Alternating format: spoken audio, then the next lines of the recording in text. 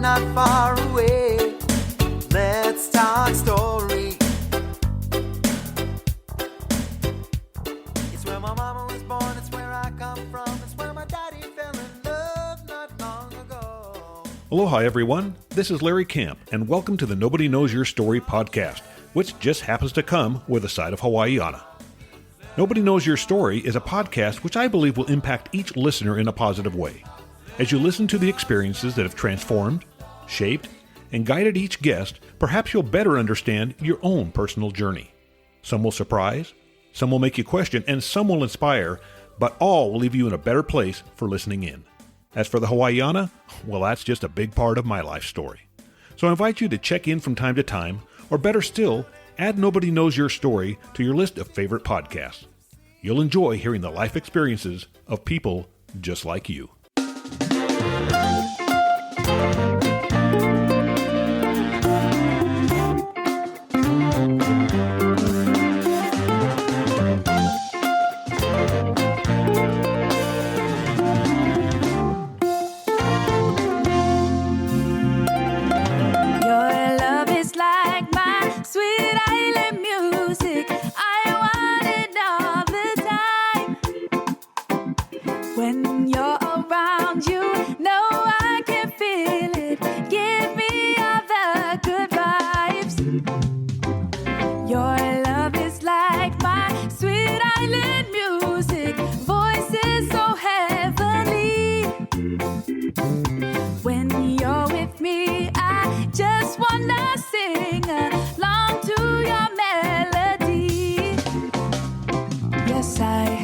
Sassy sometimes, I get a little crankier at night, but you're still here holding my hand, and I cry for no reason sometimes, pretend something is in my eyes, then you come and wipe them away with your love. It's music, you should use it to rock me steady, steady. Your love, it's healing, I just wanna put it on repeat, so you rock me steady. Your love is like my sweet island music, I want it all the time. When you're around, you know I can feel it, give me all the good vibes. Your love is like my sweet island music, voices so heavenly. When you're with me, I just wanna sing along to your melody. Aloha everyone, and let me thank you for checking in to hear today's life story. But before we get to that, I wanted to reflect just a bit about 2025 and thank all of my guests who shared their life stories. I also wanted to mention the passing of a very good friend of mine, Ernest Pua.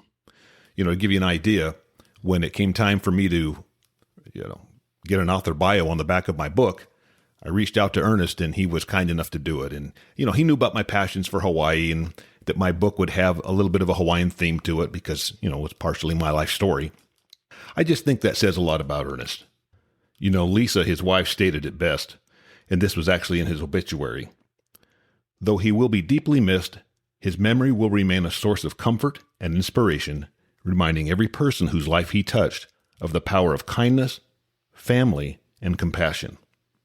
Though I tried a number of times to get Ernest on my podcast, and actually once we actually started, but he just had real difficult times with his health the past few years, and that particular day, he had a really bad cold, and it just didn't work out. But I'm hoping, Lisa, if you're hearing this, I'm hoping that I'll get Lisa to tell her story, which will, of course, include some great memories about Ernest. Okay, once again, thanks for your support, everyone. And I can tell you right now that in 2026, we are going to have some really good life stories. Okay, so I have got a great interview set up for this, our last life story of 2025. So now we just heard Sweet Island music from Chardonnay, and mid-podcast, we're going to hear the Kihei Suns perform on Hawaiian time. I'm sure my guest today knows that expression, Hawaiian time. As I've often said, though, if you guys like the songs that you hear on the podcast, please support the artists by purchasing their music. Now, today I'm going to be talking story with Kai Stone. And now Kai was born in Hawaii on the Valley Isle, also known as Maui. Very, very dear to me. So we'll be talking about that, I'm sure. I do know a few things about Kai, and there's no doubt that what I know is going to come out in his story today. So Kai, welcome to Nobody Knows Your Story. Hey man, thank you so much for having me. I'm excited to be here, and I love the Hawaii vibe you put on the podcast, man. That's really cool. Yeah, so we had a place in Kihei for 14 years. What part of the Maui did you grow up on? North Shore, so deep in Haiku, like out in Huelo, but I actually lived in Kihei for about 4 years, from like 15 to 18, so 15, 19 Okay. ish.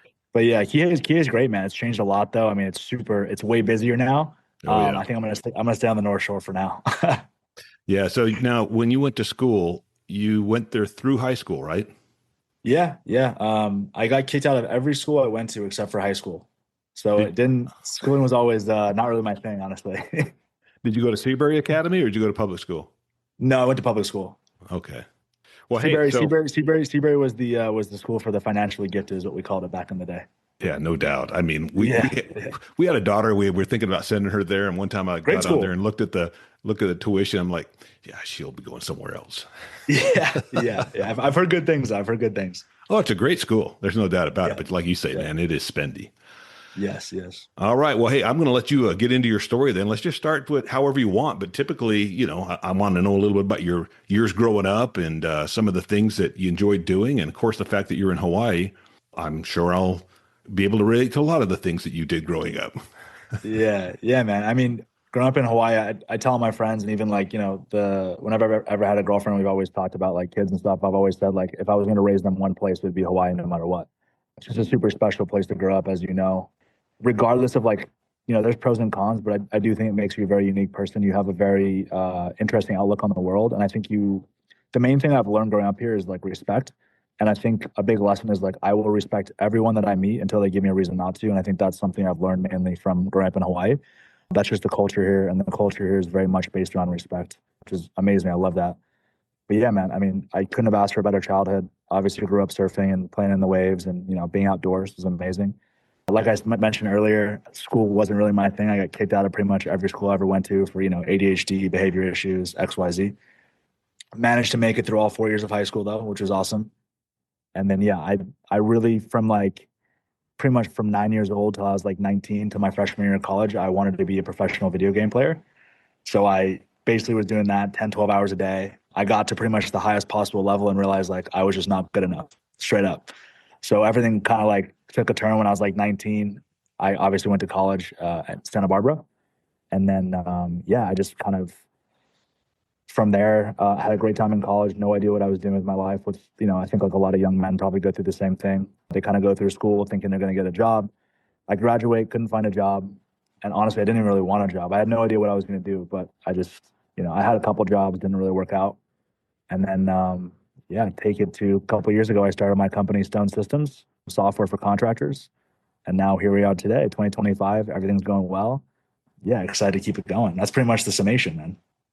Well, let me get back to those early years.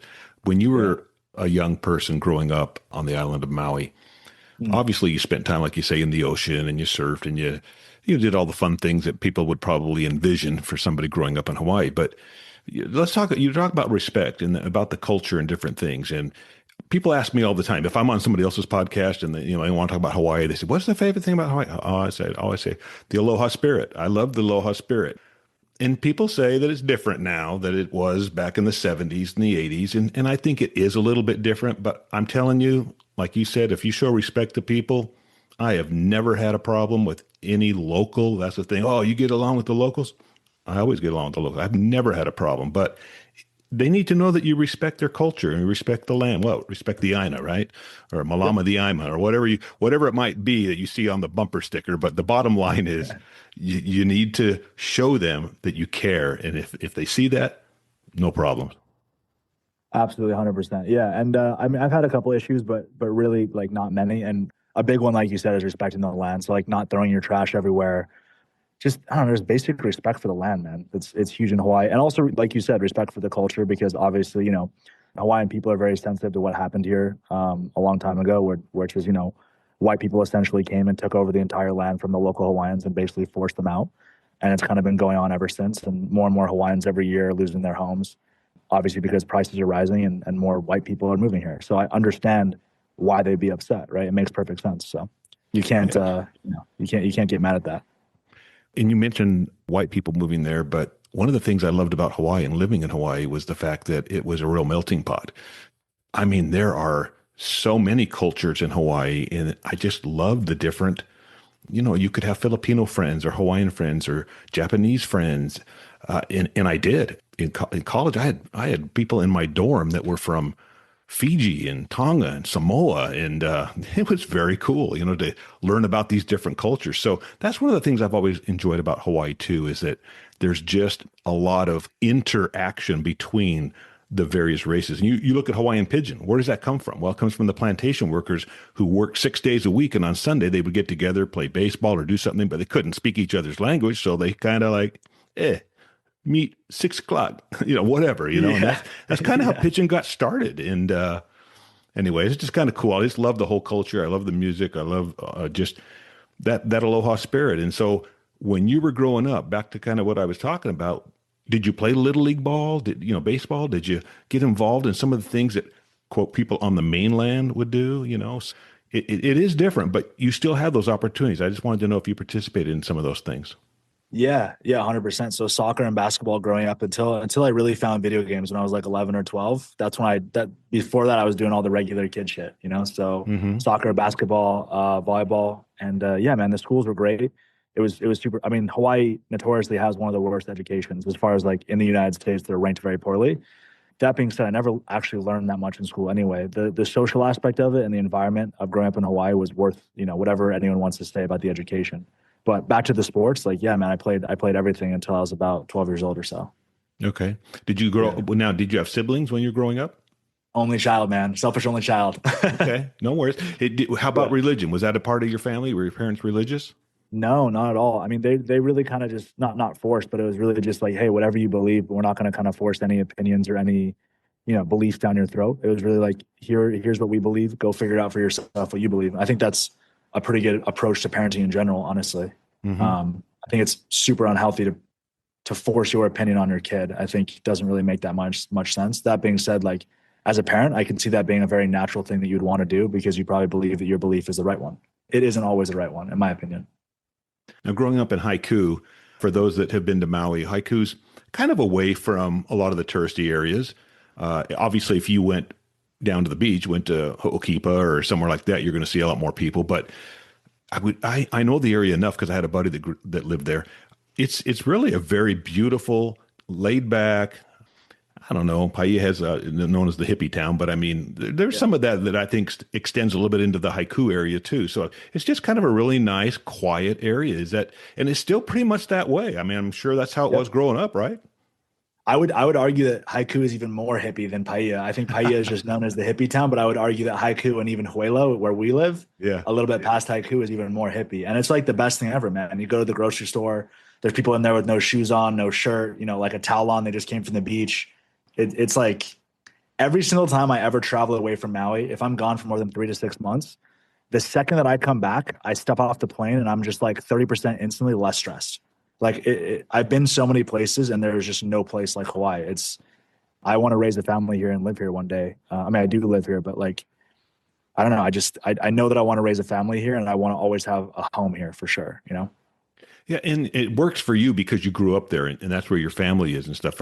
For people like myself, my wife and I moved over to Maui full time, and it was kind of hard because all of our family was on the mainland. So, I mean, if somebody's getting married or there's a funeral, I mean, you're back and forth, and spendy and takes time. And so, yeah, you have the advantage because, like you say, you grew up there, and I'm sure a lot of your family is still there. So, Yeah, I mean, I don't really have much family. It's pretty much just my mom, my dad. But yeah, my mom's still here. But yeah, I will say if you didn't grow up here and you have to like kind of fly back and forth between here and the mainland, it's definitely expensive because we are literally in the middle of the ocean, man. We are in the middle of the Pacific. We're not really close to anything. The closest thing is a 6 hour flight away in California. now, did you go to Santa Barbara just to get off the island and kind of experience just a different, opportunity? Your college age, and so you decided to become a gaucho.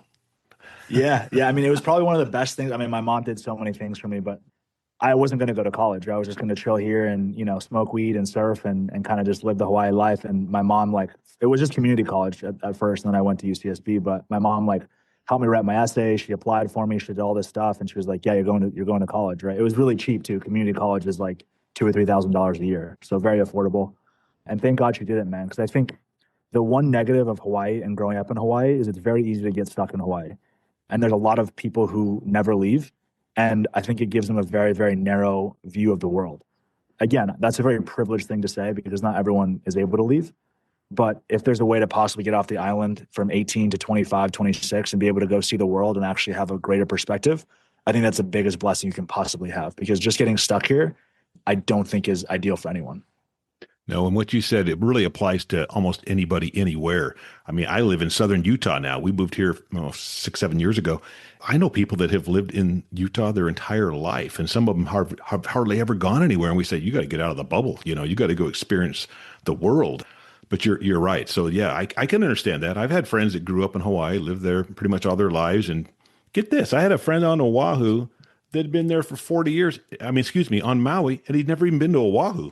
I'm like, dude, that's 100 miles. I mean, I get it though. I get it. And there's nothing wrong with it. It's a very, and here's the thing. This is the advice I would give for any young guys, listening or thinking about moving is you can always come back. And that's what my mom told me because I didn't want to go to college. I didn't want to leave. And she was like, well, you can always come back if you don't like it. And just that advice, I was like, that's so true. Like I could just go somewhere for a couple of years, always have Maui as home. And if I don't like it, the worst case scenario is I'll just come back.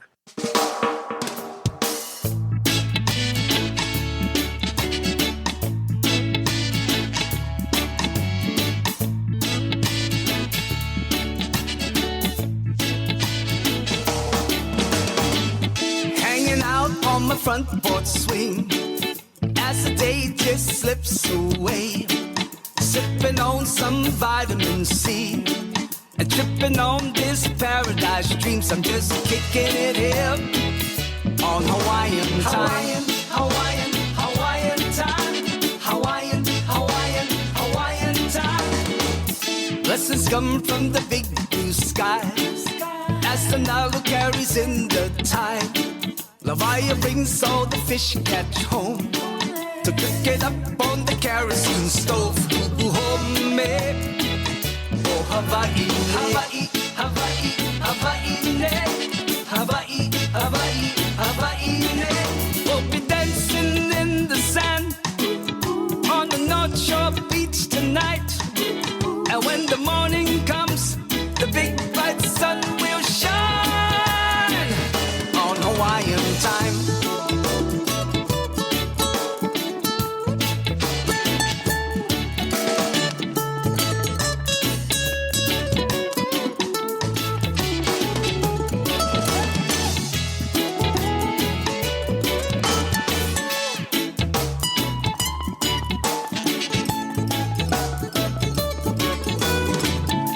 The strings are hot to lay on the luau table in the shade. Tutu weaves the howler leaf, and I'll be napping under the coconut tree. Ooh, homemade. Oh, Hawaii, Hawaii, Hawaii, Hawaii, Hawaii, Hawaii, Hawaii. Haina mai kapuana la, he nani o kekai.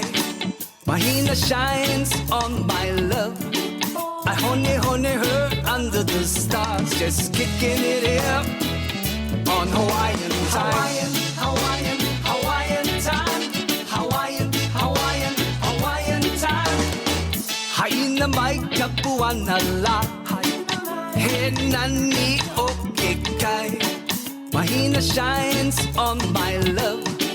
I honey her under the stars, just kicking it here on Hawaiian time. Hawaiian time, just kicking it here on Hawaiian time. Hawaiian time, just kicking it here on Hawaiian time. Hawaiian time, just kicking it here on Hawaiian time. Let's talk about some of the things that you're doing now, because like you said, you kind of bounced around, didn't really know what you want to do even after you finished college. And how did you end up getting into what you're doing now? Honestly, dude, I just graduated college and I was just I had a bunch of injuries back to back. So after I gave up the professional gaming career, I got really back into like boxing and jiu-jitsu and surfing and all that. And I loved it. And around I think I was 21, 22, I had a really serious shoulder injury, followed by a really serious back injury, followed by a wrist injury. Just these injuries back to back to back to back. And it just made me pretty much unable to do any of the things I used to love to do. I graduated college, had surgery on my shoulder, shortly after surgery on my hip and then my wrist. And I was just laid up for probably 3 or 4 years with back-to-back injuries. So I really just graduated so lost with no idea what to do. I couldn't do any of the things I loved to do. I got super addicted to pain pills at one point after my surgery. So I would just lay there in bed all day, high on painkillers for about 2 years. One day I just woke up and I was like, holy shit, man, this is I'm going down a dark, dark road here. So I woke up one day and I saw some stupid TikTok that was just what would happen if you really just committed and went all in on something for 1 year? And I was just like, dude, it can't get any worse than this. I don't know what it is, but I want to start a business. And I was just like, I'm going to try for 1 year and see how it goes. So I had a buddy in college, Ian, and this kid, he had a different business every week. He was always up for something. So I gave him a call and I was like, dude, tell me what you're doing right now. And he showed me this software thing he was doing, and I saw it, and I instantly was like, okay, I don't know what I'm going to do with this, but this is it. I was like, I know I can make money with this. I have to learn it, figure it out, and then figure out how to sell it to a business. And yeah, me and him partnered up. I basically flew him out to Hawaii. It was $200 or something. But we sat in my room for 10 days, survived on Monster Energy drinks and just a bunch of caffeine, learned the whole software, and then just started calling people to get clients.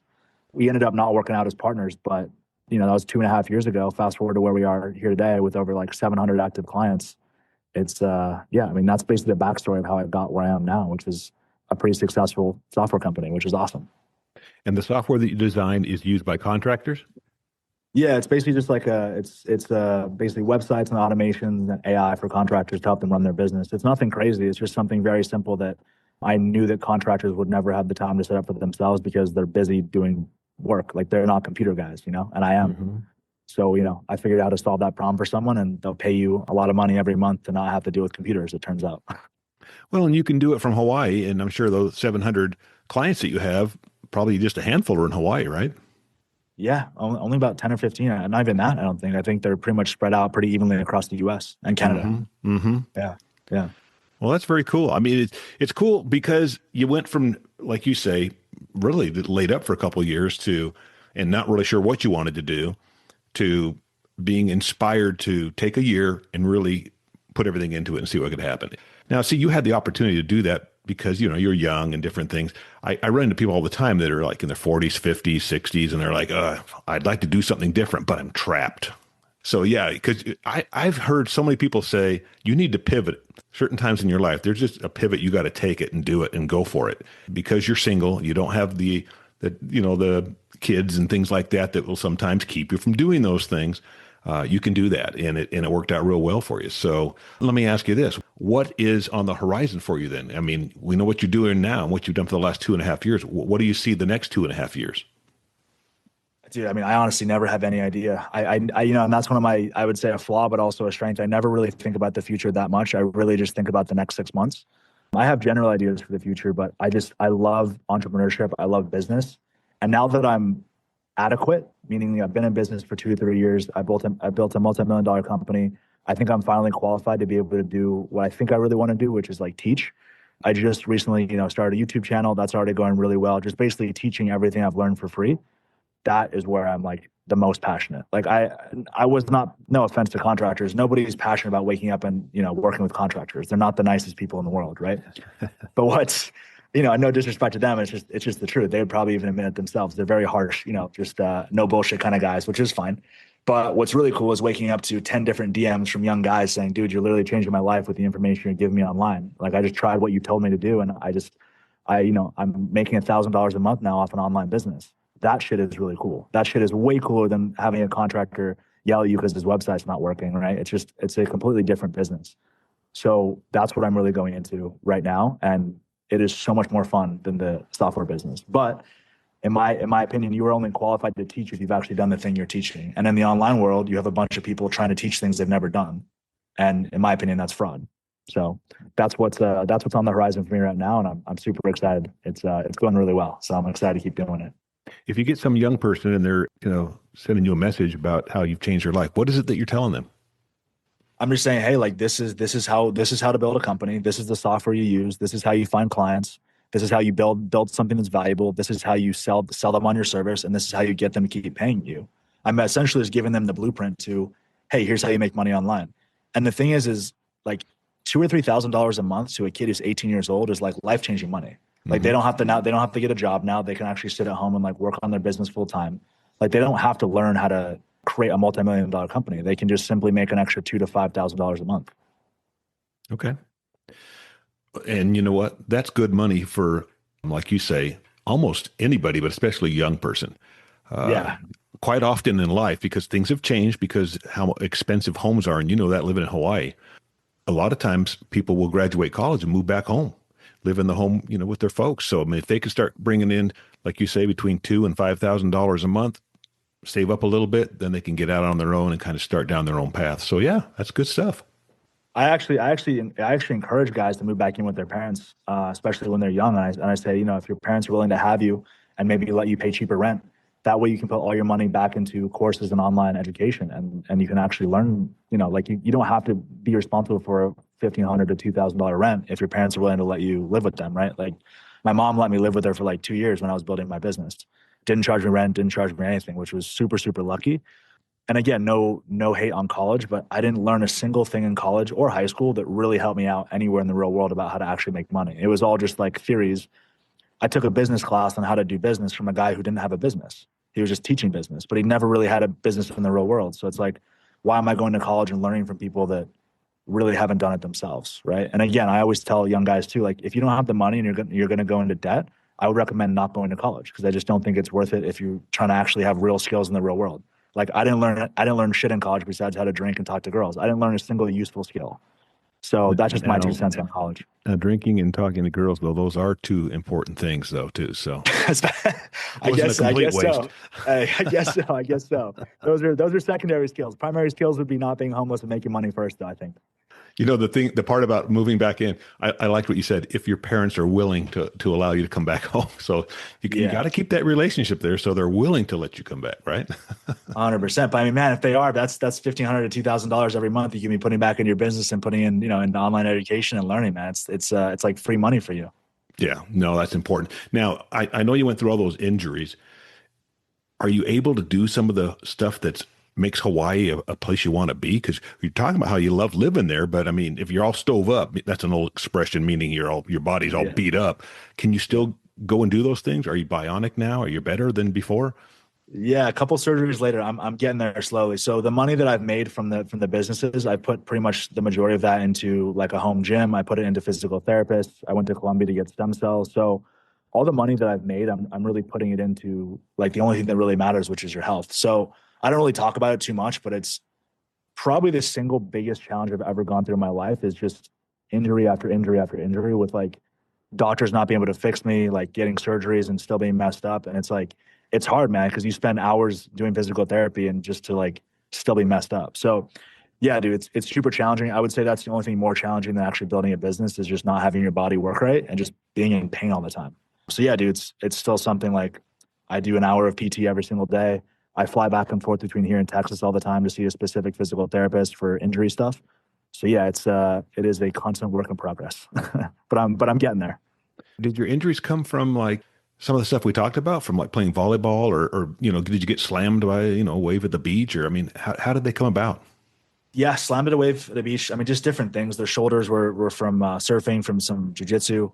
A lot of it though was really trying to do these extreme activities. But the problem was I was sitting on my ass, hunched over in a chair for 14 years, 15 years trying to be a professional gamer. So my body just created this like weak ecosystem. And then I tried to go do these crazy things and just got injured back to back to back to back. Cause my body was, I was asking it to do 100% when it could only do 20, or because it wasn't ready for it. Mm-hmm. So that's kind of what the physical therapists say. So essentially it's just a long road back to recovery of slowly building up the correct muscles to not get injured, which sucks. And it is just as boring as it sounds. And it is just as bad as it sounds as well. It is the least fun thing I've ever done. You're right, though, and I would agree. I'm quite a bit older than you are, and I can tell you that having your health, I mean, all the money in the world is great, but if you don't have your health, then it's hard to enjoy it. We moved to this area in 2018, and the reason we did is because it's a mecca for hiking. We're less than an hour from Zion National Park. We're hour and a half from Vegas. So I mean, there's lots to do here. I play softball year round. We can do whatever we want. I've been on a walk already today. It's not Maui, but we travel back and forth to Maui still. I have a condo I still take care of in Kihei. So, I mean, but man, your health is so important. And so I'm glad you're getting fixed up, though, because you got a lot of years ahead of you. I mean, your health is literally the only thing that matters. And that's one thing that actually made me really good with business is a lot of people start businesses for all different reasons. I mean, the majority of people probably start businesses to make money. And that was not my reason. The main reason was because I had no other option and I wanted to be competitive, and I couldn't be competitive in any of the things I really love to do. So business was just kind of like a plan B. But when you start a business and it's not just for money, it's like it makes you dangerous because you're not afraid of losing money. So in business, the more money you're willing to spend, the more money you can make. And the more risk you take, usually the more money you'll make. So it made me really just not give a crap about, I would spend money on any program I could get my hands on, any coaching I could get my hands on. I would just spend as much money as I could to just learn information because I wasn't afraid of losing it. And yeah, I only realized after 6 or 8 months, I was like, oh my God, like I'm making enough money to where I can actually fix my body with money by finding like the right physical therapist and the right healthcare. So originally the whole point of starting a business was literally for nothing else besides like, I wanted to just be really good at something and I couldn't be good at any of the things I really love to do. So business was like the only thing I could think of by default that didn't require a lot of physical output. So yeah. Right on. Do you have a website that you like people to reach out to you, as far as just looking for advice or you tell me? Yeah, I mean, really just Instagram at KaiStone808 on Instagram, man. That's really where I do a lot of conversations and DMs. And yeah, it is my favorite thing. And I didn't even realize this until I started posting on YouTube, to wake up to like messages from young guys messaging me saying, hey, watched all your stuff. It's super inspiring. Like I tried out your business idea and I've already signed a couple clients and like, you're changing my life. Like those are the best messages I get on a daily basis, which is just like, makes me just want to keep posting YouTube videos about how to make money with online business. So yeah. KaiStone808. Yes, sir. On Instagram. 808, the Hawaii area code, baby. Oh yeah. Hey, so not very original. I never asked you this, but you know what Kai means in Hawaiian, right? Means ocean, right? I hope. Yep. Yeah. My whole name's actually Kainalu, so it means ocean wave. There you go. Yeah. Well, hey, man, it's been fun visiting with you, and just I appreciate you taking some time out of your busy day to tell people your story. If usually at the end, if you have something you want to just any inspirational, you said some good stuff already, but if there's anything you want to leave the audience with, feel free. Yeah, I mean, the last thing I would say, if you're young, take chances, take risks. Like you mentioned earlier, when you're young is like the only time you really, for the most part, are not super tied down to anything, and you actually have the opportunity to take risk. And I think the biggest regret you'll ever have is probably, on your deathbed, like not knowing what you could have done if you actually tried really hard at something. So yeah, I would say just try. And for anyone that wants to start a business, it's a very daunting experience, but I would say give yourself 1 year and give yourself completely permission to fail and quit after 1 year if you don't make it, and just try really hard for 1 year and see what happens. That's it. Kai, that was some great advice right there, man, especially that no regrets, right? You want to get through this life, enjoy it, do some fun things, get out of the bubble, and no regrets. 100%, man. Agreed. Well, thank you so much for having me, bro. I really appreciate you. All right, Kai. Hey, everyone. We're going to have another good story here in a few weeks, so check back. And Kai, good luck to you, and aloha. Aloha, man. Appreciate you.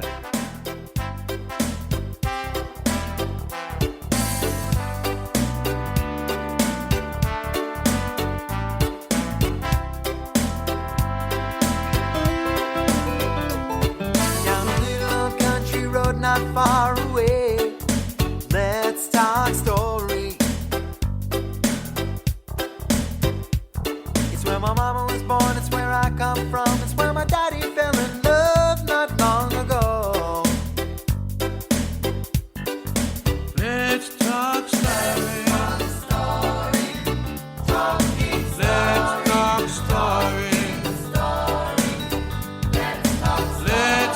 story of a story. Talking story.